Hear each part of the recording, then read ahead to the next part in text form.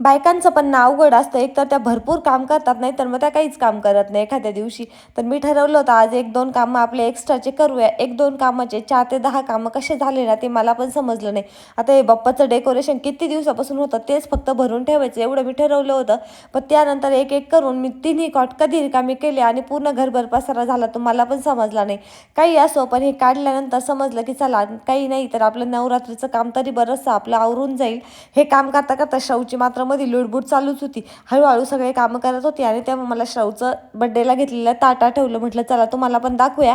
हे फक्त 1200 रुपयामध्ये घेतलं आणि एकदम मस्त ताट भेटून गेलंय मला. एवढं करता करता श्रावचं चाललं होतं की मला भूक लागली आहे म्हणून तिच्यासाठी गरमागरम डोसे आणि चटणी बनवून दिली आणि त्यानंतर सगळं काम आवरून घेतलं. त्यानंतर जे काही एखादे 2 एक्स्ट्राचे कामं दिसत होते ते पण ज्या दिवशी आपण थकलो ना त्याच दिवशी आपल्याला करायचे असते. तसंच माझं झालं. आता एक नवीन नवीन काम काढलं आणि ते सगळे कामं आवरून घेतले. चला आता मी बाकीचे राहिलेले कामं आवरते. आपण भेटूया उद्याच्या ब्लॉगमध्ये. व्हिडिओ आवडला असेल तर लाईक करा, नवीन असेल तर आपल्या चॅनलला सबस्क्राईब करा. बाय.